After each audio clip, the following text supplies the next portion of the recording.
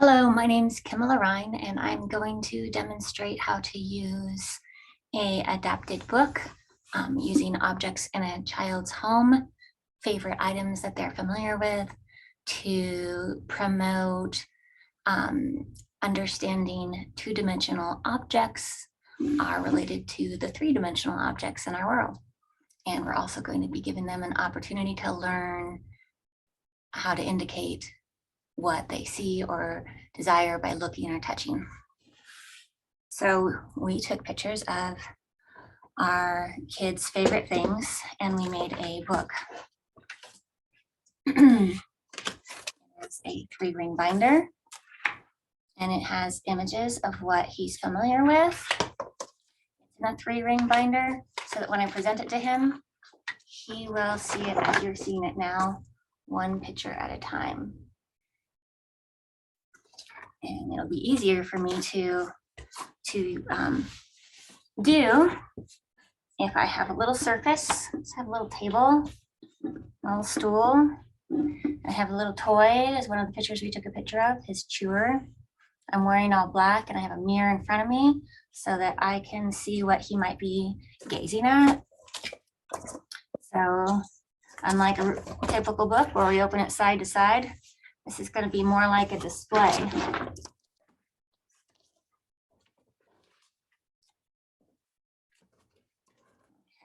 I'm tilting it so that he sees it and it's in my lap. It's flat on the board and he's comfortable with me. I can tilt it up if I need to, so it's at an angle. But for the purposes of today, I'm going to leave it flat on the surface so that the video shows it. All right, it's our touching book. I'm the mom. I'm going to demonstrate my hand touching. And maybe I could do some hand under hand and say, we're going to touch things that we look at. So some babies like to touch bottles. And give a long look. I'm going to go faster than typically do because this is a demonstration. This is our first object that we're going to teach pairing with. I'm going to block out one of the objects. As you can see, it's baby's favorite teether. So I have the 3-dimensional teether and I have the chew teether. And we can sit back together and just have a conversation about this. And say, whoa, there it is. There it is. What would you like to do? Offer hand under hand if you want. And look into the mirror, see if your kids are looking back and forth or spending any time looking at it or looking away. This is how we transfer the knowledge that a 3-dimensional item is represented by a 2-dimensional item in a book. We pair them together, the real one and the one we took a picture of. Okay. Then maybe after we've done the same thing with showing him his food, here's his food. Oh, when I eat, I use a spoon in the cup.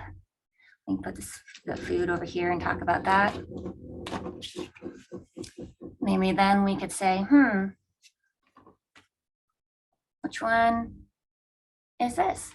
Oh, it's this one. There it is. I see it. I can use my whole hand to touch it. That one's it. And then you have all your other items that's going to be in this book and you do the same sort of thing. You have your bottle ready to offer the bottle. And look, there's your book. We have that book that we like to read. Oh, there's that book about the frog. Here it is. We have our book about the frog in our toy basket. We like to play that. Oh, here's our book about Clifford.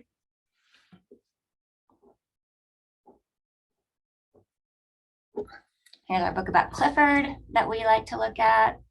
And then, oh, there's the book about Clifford, and here's just Clifford. And we're offering lots of time to explore in reality. Now this page hold it up for the camera, will start to get more complicated. It has a picture of baby's book that he's familiar with, this three-dimensional book, but we've taken the cat and the chicken and made them separate and reduced the cluttery background to offer the opportunity to realize these are the same things visually and spend some time talking about that. There's just two items on the one page with the cat and the cat. And of course, the reason we're using animals is that they make sounds and kids love sounds. They go meow, meow when you touch the cat. Meow. Here's that cat again. He's getting smaller and a little bit more complicated. Let's touch the cat. Meow, meow, meow. I'm doing the touching. I'm not forcing the kid's hand to touch. Here's a chicken. Buck, buck, buck. So same thing with your main parts of your story. The chicken simplified even more. We can see which ones our kids attend to better. There's the cow complicated from the kid's real book. And here's the cow simple. Which one does your kid attend to better? Now, in order to help your kid, wanting to talk about it with him, you can use this occluder. Sorry, there's a glare from the video. This comes with the book. It will help direct the visual attention to the thing you're talking about. Look at the cluttered cow, moo. Look at the cow, moo. An occluder helps to highlight what you're talking about and also to block out other things.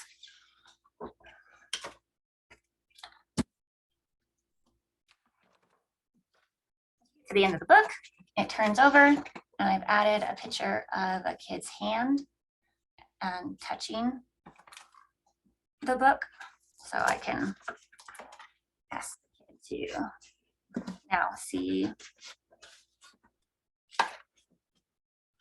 the baby's hand, the baby's touching the book, the baby's touching the cat. It's getting a little more cluttered, but it has a hand in it, which is relevant. Now the baby's touching the chicken. Let's touch the chicken. I also made a hand that if you want to use it to demonstrate touching the hand, you can use the baby's hand. And then it gets really complicated. Let's think about all the things we saw today. We saw a hand, a cat, a cow, a book, a frog. Wow, that's crazy complicated. I don't know what to expect if my kid's going to look at them or not. Maybe he doesn't care, but I've added a device to help him want to touch something. This is just a sticky note, and perhaps he likes the sound of it. And when he goes for it, we uncover a picture. Another thing we can use to help him talk about it is our occluder. So where's the frog? Where's the book? Where's the cow? This is a really complicated page, but we can help direct the visual gaze by using the occluder. And then this is the smallest version of all these pictures. And again, I put the sticky notes on them because they can act like a lift page book. Teaching phase. That's it. We're all done with the book. I went really fast. We never go that fast with a kid. If you want, if that didn't work out visually, you want to kind of back up and do some, there wasn't like maybe any gaze whatsoever. We should try a light board. And we can put our images on the light board.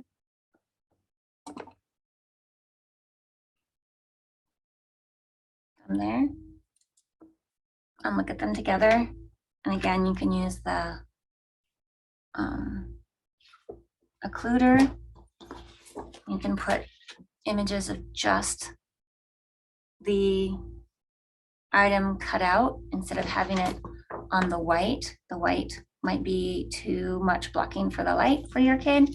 So maybe you need to have the whole thing cut out and not have any white paper show through.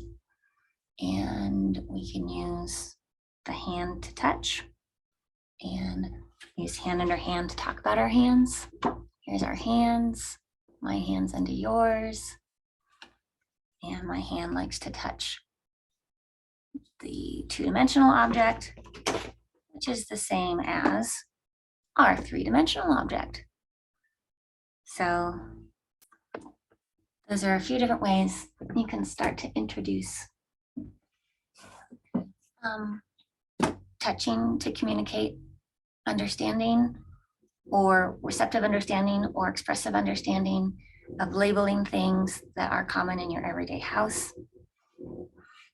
Things that your child already loves. Don't choose elephants. Those aren't in the house. Choose Chewies.